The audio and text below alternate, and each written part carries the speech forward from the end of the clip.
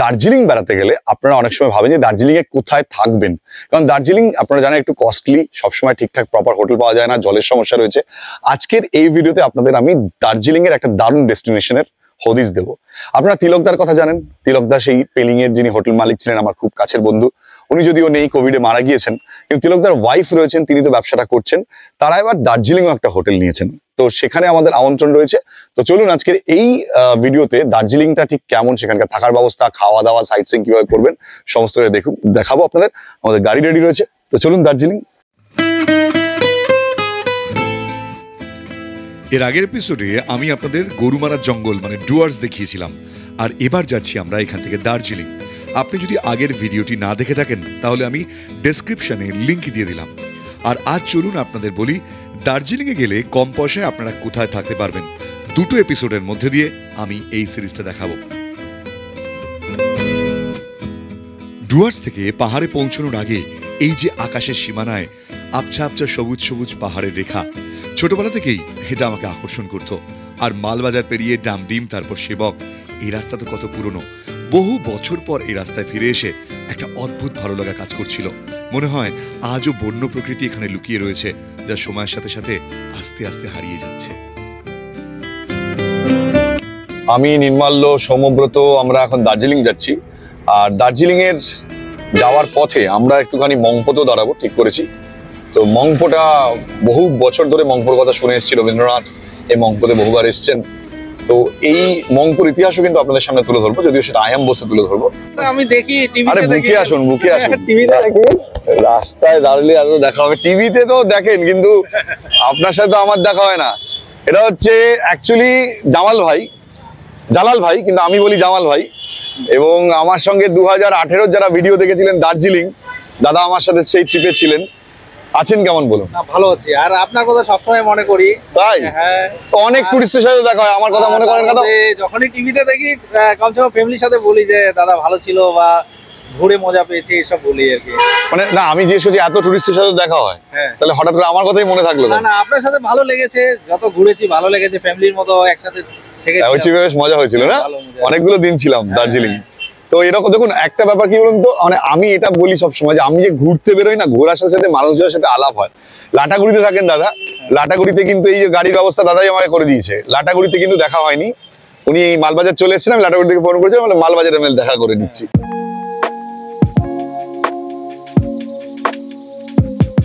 এটা হচ্ছে মালবাজার নেতাজি মোড়, এই হচ্ছে নেতাজি সুভাষচন্দ্র বসুর স্ট্যাচু। আর নির্মলা চ্যাটার্জি এখন জুতো চটি নিয়ে আসেনি ভদ্রলোক, এটা এখন চটি কিনবেন। ভাই ফাইনালি জুতো কিনতে চলে গেছে। কি কোম্পানির জুতো কিনছে ভাই? ক্রক্স কিনছিস? ক্রক্স?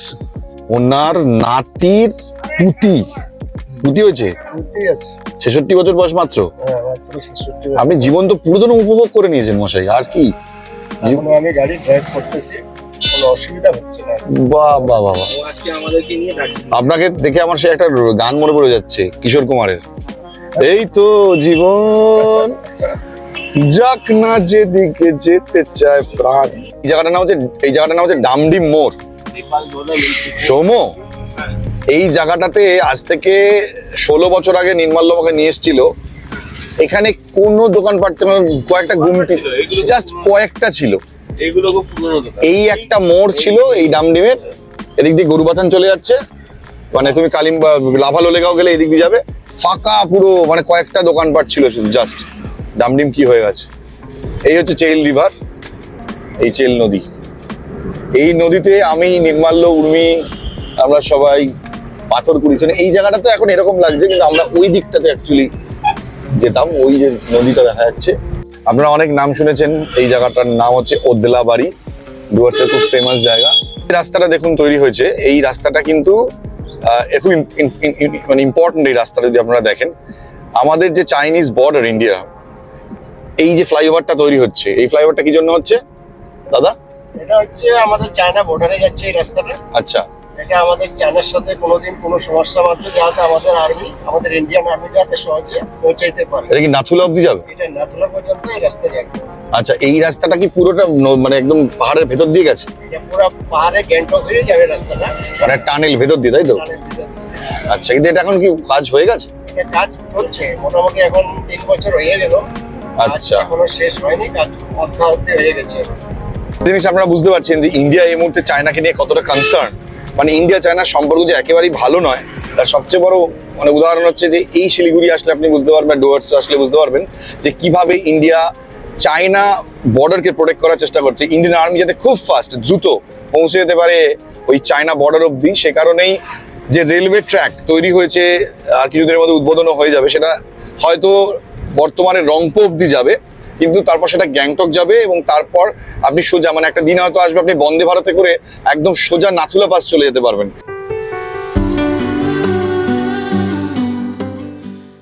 আমাদের এই গাড়িতে করে যিনি দার্জিলিং পৌঁছে দিলেন, এই মতিউর রহমান দা, তার গাড়িতে আমাদের দারুণ একটা অভিজ্ঞতা।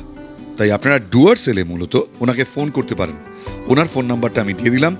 ডুয়ার্সের বিভিন্ন জায়গা আপনাকে উনি ঘুরিয়ে দেখাবেন। ও এগুলো সব কাঠ বাজার থেকে ধরা পড়েছে, চোরাই কাঠে ধরা পড়েছে। আচ্ছা,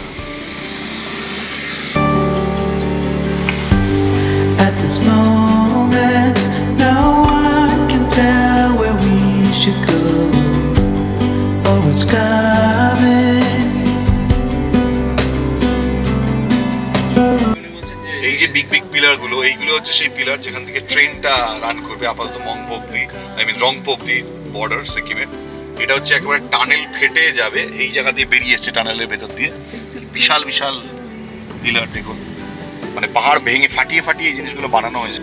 এটা 2025 এর মধ্যে চালু হয়ে যাওয়ার কথা রয়েছে। আমরা মুম্বাই থেকে ডান বাদিকে উঠে গেলাম।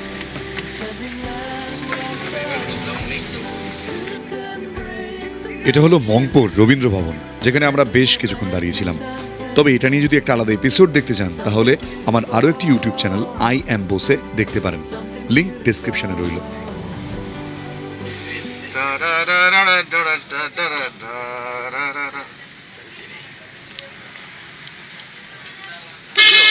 দার্জিলিং এর রাস্তা কেমন হয়?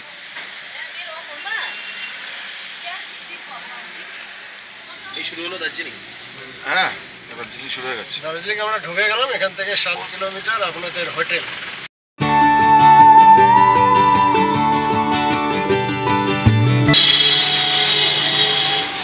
এটা তো একদম এটা ওল্ড একদম। দার্জিলিংকে অনেকেই ভালোবেসেছেন, বাঙালি মানে তো দার্জিলিং। কিন্তু অঞ্জন দত্তর মতন হয়তো কেউ সেভাবে এই ভালোবাসার ব্যাখ্যা করেননি। তাই দার্জিলিং এলেই অঞ্জন দত্ত প্রসঙ্গ আসবেই। আমরা গাড়িতে বসে অঞ্জন দত্তের নানা গান এবং অঞ্জন দত্তের এই যে দার্জিলিং নিয়ে নানা অভিজ্ঞতা, সেগুলোই শেয়ার করছিলাম।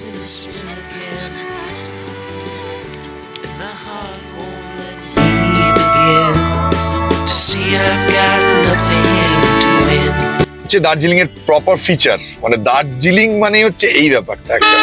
সাহেবরা কি এমনি এমনি দার্জিলিং কে ভালোবেসেছিল? তা ভালোবেসেছিল এই কারণে, মেঘের রাজ্য দার্জিলিং। সৌম্যব্রত দাশগুপ্ত ঢুকেই তোমাকে অসাধারণ দার্জিলিং স্বাগত জানাচ্ছে। দেখো দেখো ঘুম স্টেশন, এই হচ্ছে ঘুম। এদিক দিয়ে চলে গেলে মানেভঞ্জন, মিরিক চলে যাবে। এই হচ্ছে ঘুম, ঠিক আছে? আর কিরকম মেঘলা দেখো। টয় ট্রেন নিচ থেকে আসছে, একেবারে শিলিগুড়ি থেকে আসছে। এই দেখো এগুলো জয় রাইডের ট্রেন।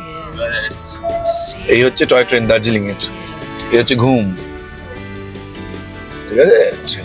বাঙালির কাছে আজও একটা নস্টালজিয়া হচ্ছে দার্জিলিং। দার্জিলিং যাচ্ছি এটা বলতে খুব ভালো লাগে। মানে আমি এখনো যদি কাউকে বলি আমি কোথায় দার্জিলিং এ যাচ্ছি, এটা সত্যি একটা অন্য নস্টালজিয়া। সৌম্যব্রতর মতন প্রথমবার দার্জিলিং এ আসছে আমার লোকেদের কাছে, এটা একটা বড় প্রাপ্তি। ট্রাফিক এখানে খুব ডিফিকাল্ট, কারণ এখানে এত ছোট রাস্তা, ন্যারো। একটু একটা গাড়ি দাঁড়িয়ে পড়া মানে টয় ট্রেন দাঁড়িয়ে পড়বে, বাকি গাড়ি দাঁড়িয়ে পড়বে।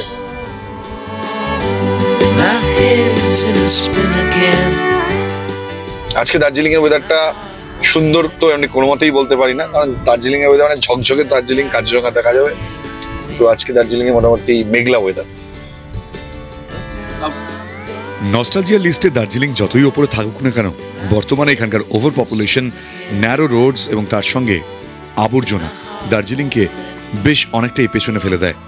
সময়ের সাথে সাথে যদিও অনেকটা পরিবর্তন হয়েছে, কিন্তু এগুলো এখনো বদলায়নি।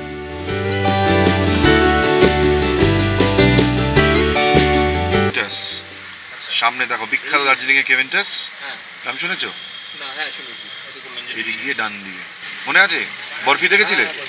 বরফিতে মনে আছে ওখান থেকে ঘড়ির টাইম ঠিক করে দিয়েছিল, ওখানে বসে খাচ্ছিল। পেছনটার দিকে দেখো, আর এই দেখো ওপরে দেখো ওই ঘন্টা, ওই ঘড়ি ঘরটা দেখছো? ওই যে ঘড়িটা ডান দিকে, হ্যাঁ দেখতে পাচ্ছ? হ্যাঁ দেখতে পাচ্ছি। ওইটা যে বরফি আমাদের রণবীর কাপুর ওইটার উপরে উঠে চেঞ্জ করে দিয়েছিল, মনে আছে? Finally reached hotel Mandala, Zakir Hossain road. Somo, কেমন ঠান্ডা আছে? আজকে নিচে বুঝতেই পারছি না, ধরো খুব ঠান্ডা থাকে। নির্মাল্য, আরে গুড আফটারনুন ম্যাডাম, আপনার জন্যই তো আসা। আজকে তো দার্জিলিং এ বেশ ঠান্ডা আছে। হ্যাঁ ঠান্ডা আছে, এই সময়টা হলে ঠান্ডা লাগে। এই ভদ্রমহিলাকে তো আপনারা সবাই চেনেন, আমাদের বৌদিকে আপনারা পেলিং এ দেখেছেন, আর এবার দেখুন দার্জিলিং এ। আর বাকিটা আমরা ঢুকে নিই, সবকিছু দেখাবো। শুধু বৌদির সাথে তো আলাপ যাদের নেই তাদেরও করাবো, বাট এবার একটুখানি আগে ফ্রেশ হই, তারপর সব কথা বলবো। হ্যাঁ, দার্জিলিং এ বৌদি নতুন নিয়েছেন একেবারে হোটেল, সবে মাত্র ইনগ্রেট করেছেন। আর এই হচ্ছে, আমরা এই রুমে থাকবো একদম ম্যালের কাছাকাছি। আমরা ম্যালে যখন যাবো তখন দেখাবো। সোমব্রত, দার্জিলিং এ বিশেষ করে হোটেলটার কথা বলতে হয়, হ্যাঁ অসাধারণ ব্যবস্থা, এবং এখানেতে দাঁড়িয়ে একটা ভিউ দেখা যাচ্ছে, সেটা একটু মেঘটা কাটলে বুঝতে পারো, তাই তো? আরো বোঝা যাবে। এই দার্জিলিং এ দুদিন বেশ মজা করার রয়েছে, আপনাদের অনেক কিছু ঘুরে দেখাবো দার্জিলিং এর। আমাদের বিশেষ করে বৌদি কি অ্যারেঞ্জমেন্ট করেছে, আপনারা পেলিং এ যারা গিয়েছেন তারা সবসময় বলেছেন দারুণ অ্যারেঞ্জমেন্ট, দারুণ অ্যারেঞ্জমেন্ট। এবার আপনাদের জন্য দার্জিলিংও ব্যবস্থা রয়েছে, আপনারা দার্জিলিং এ চাইলে একেবারে বৌদির এই হোটেলে চলে আসতে পারেন ম্যান্ডেলাতে। একটুখানি ফ্রেশ হয়ে নি, খাওয়া দাওয়া করে নি, সমস্তটাই ব্লগে দেখাবো।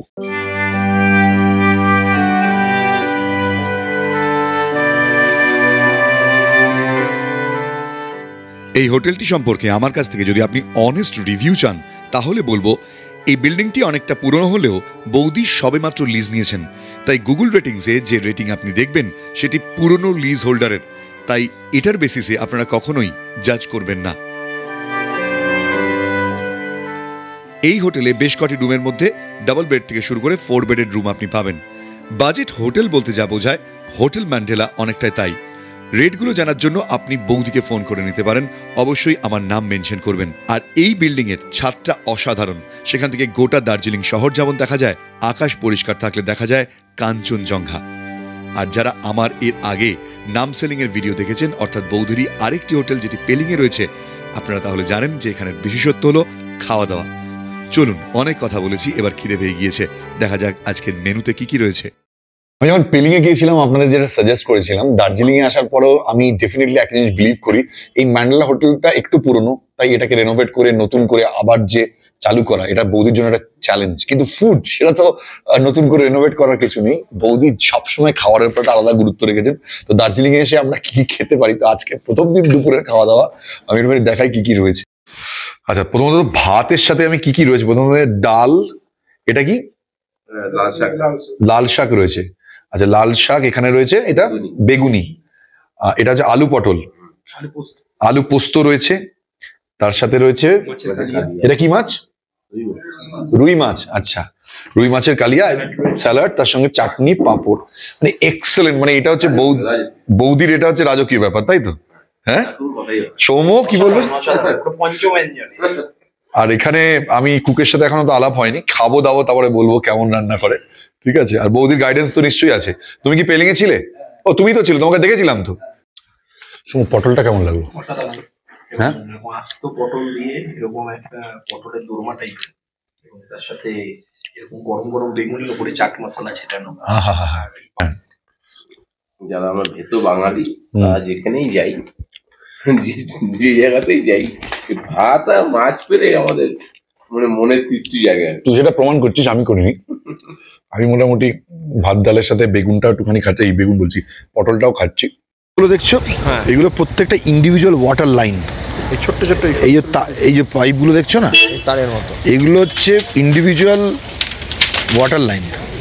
সবার ওয়াটার লাইন আলাদা আলাদা, আচ্ছা, কারণ প্রত্যেকে জল নিয়মিত হিসাব করে খরচ করতে হয়। এখানে একটা প্রবলেম হচ্ছে যে এখানে তুমি এই লাইনগুলোকে মেনটেন করতে হয়, আচ্ছা, সেগুলো মেনটেন করার জন্য লোক রাখতে হয়। আর এবার একটা বেসিক এবং খুব স্বাভাবিক জিজ্ঞাসা আপনাদের মনে কাজ করছে, বলুন তো এবার হোটেল থেকে ম্যালের দূরত্ব কতটা? দেখুন, হোটেল থেকে ম্যালের খুব একটা দূরত্ব নয়। ম্যাল যেতে সময় লাগে 5 থেকে 7 মিনিট, তবে ফেরার সময় 2-4 মিনিট বেশি লাগতে পারে। যেহেতু পাহাড়ি রাস্তা উঁচু নিচু থাকে, তাই ইয়াংদের কোনো সমস্যা নেই, তবে বয়স্ক মানুষদের সমস্যা হলে হতে পারে। জাস্ট কিছুক্ষণ আগেই দার্জিলিংয়ে ল্যান্ড করেছি, আর দার্জিলিংয়ে ল্যান্ড করার পর জাস্ট কেঁপে যাচ্ছি ঠান্ডায়। আমরা রয়েছি দার্জিলিং মলে, বা মেলে যাই বলুন না কেন, আমি নির্মাল্য এবং আমার সঙ্গে সৌম্যব্রত, ফার্স্ট টাইম দার্জিলিং। সৌম্য, কেমন লাগছে ঠান্ডাটা? প্রথম কথা হলো, আমরা কিছুক্ষণ আগে একটি মাত্র জামা পরে ভাবছিলাম যে দার্জিলিংয়ে কেমন ঠান্ডা পাবো, এবং এখন এসে আমরা যা দেখছি, মোটামুটি একটা জ্যাকেট, তার নিচে উলিন একটা গেঞ্জি, এবং তারপরে মনে হচ্ছে আরেকটা জ্যাকেট করলে ভালো হতো। তোর প্রথম দার্জিলিংয়ে ল্যান্ড করে এক্সপিরিয়েন্সটা কেমন? অসাধারণ এক্সপিরিয়েন্স। বিশেষ করে ম্যাল, সত্যজিৎ রায়ের গল্প থেকে শুরু করে বহু জায়গায় অঞ্জন দত্তের নস্টালজিয়ায় দার্জিলিংকে পেয়েছি। আমার দার্জিলিং আসার সৌভাগ্য হয়নি, এই প্রথম দার্জিলিং আসতে পারা, এবং দার্জিলিং এসে অসাধারণ লাগে। কলকাতা এখন প্রায় 40 ছুঁই গরম, আমরা এখানে কাঁপছি, কয়েক কিলোমিটারের ব্যবধানে যে এতটা ঠান্ডা পার্থক্য, মানে এতটা টেম্পারেচারের পার্থক্য, সত্যি এখন কলকাতায় ফোন করেছিলাম, বললো যে গরমে প্রচণ্ড কষ্ট পাচ্ছে ওখানকার লোকজন। তো আপনি বহুদিন ধরে দেখেন? বহুদিন ধরে, মানে আমি ধরুন 2017 বা 18 আপনি যখন ম্যাডামকে নিয়ে ঘুরছিলেন গড়িয়াহাটে, প্রথম ডেলি তো বাংলা ব্লগার আমি হিসেবে আপনাকেই প্রথম চিনতাম। আচ্ছা।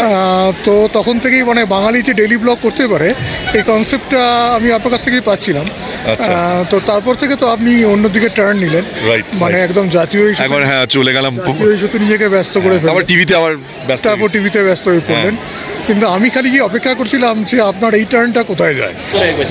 চলো, Oxford book and stationery company. Soumya আসলে এইখানে ঢোকার ব্যাপারে খুব excited. Subhashchandra Bose's life, politics and struggle. এটা Subhashchandra identity analysis of an unforgettable freedom fighter, Himalayan blunder, Brig JP. এটা পাওয়া গেছিল ভগবানজির ঘর থেকে? হ্যাঁ, এই বইটা ভগবানজির ঘর থেকে পাওয়া গেছিল, এবং এই বইটা এক সময় জওহরলাল নেহেরু সরকারের সময় এটা বেরিয়েছিল, এবং এটা ব্যান্ডও ছিল। মুখোশের দোকানে ঢুকে পড়েছিস? সেখানে ঢুকে পড়েছিস? সৌম্যব্রত কোথায়? প্রচণ্ড খুঁটিয়ে জিনিস দেখছি। হয়ে গেছে কেনা? দেখা দাম মোটামুটি। তোমাকে তো দেখে মনে হলো তপেশ রঞ্জন বেরিয়ে এলো। কাপ চায়, দার্জিলিং এর স্পেশালিটি। এই আমার ওকে দেখে মনে হচ্ছে পুরো সে সত্যজিৎ ফিল্মদার, পুরো ফেলুদার মতন একটা লুকস ওর লাগছে। হ্যাঁ, তোমাকে ফেলুদা বললাম, ভাবো, ইউ আর সো লাকি। সন্দীপবাবু নে নে নে নে নে নে নে নে সন্দীপবাবু যদি নতুন ফেলুদা খুঁজছে তাহলে যোগাযোগ করতে পারি। একটা আমরা এখানে মেঘেদের সাথে কনফারেন্স করে কলকাতাতে পাঠাতে পারি কিছু মেঘকে। সেই কবি বলেছিলেন না, চেরাপুঞ্জির থেকে এক ফালি মেঘ ধার দিতে পারো গবি সাহারার বুকে। তা গবি সাহারার থেকে কোনো বেশি ভালো অবস্থা নয় এখন কলকাতায়। না, তবে তুমি আজকে এখানে দার্জিলিং এসে কিন্তু বেশ ভালো একটা ওয়েদার পেয়েছি, মানে এরকম একটা ঠান্ডার মধ্যে একটা চা। এমনকি আমরা যখন নিচে গরুমারার জঙ্গলেও সকালবেলা সাফারি করছি, তখনও কিন্তু ওয়েদারটা খুব ভালো ছিল সেখানে। তবে এখানে যে এতটা চেঞ্জ হয়ে যাবে বুঝতে পারিনি। তাহলে যে পাহাড়ের তোমার স্বপ্ন তোমাকে দেখিয়েছিলাম, সেই স্বপ্নটা সত্যি হলো? হ্যাঁ, সে স্বপ্ন এখন ঘোরতর বাস্তব। এখানে এতটা ঠান্ডা লাগছে, মানে কোথাও ঠান্ডা হাওয়া, মানে আমাদের এলাকায় যখন প্রথম আমপান আসছিল তখন যে হাওয়াটা দিচ্ছিল মনে হচ্ছে ঝড় আসবে রীতিমতো। হ্যাঁ, এখানে বসো, গড়াগড়ি কাটছে। কি রে, তোর কি হলো? 10 মিটার যদি বারের দিকে তাকিয়ে থাকতেন তাহলে এরকম হতো।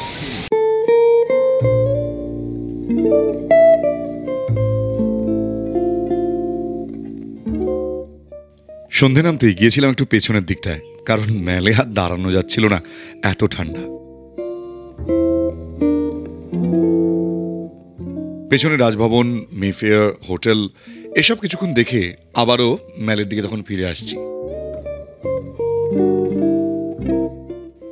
দার্জিলিংয়ের এই পরিবেশটার মধ্যেই না একটা অদ্ভুত প্রাচীনতা আছে, ব্রিটিশ পিরিয়ডের একটা ছাপ লুকিয়ে রয়েছে। হালকা ঠান্ডা, দার্জিলিংয়ের হালকা ভিড়। আমরা যখন গিয়ে মেলে পৌঁছলাম তখন আমাদের সঙ্গে যোগ দেওয়ার জন্য আরও 2 জন কালিম্পং থেকে ইতিমধ্যেই চলে এসেছেন, শিবুদা ও সুদীপ্তাদি।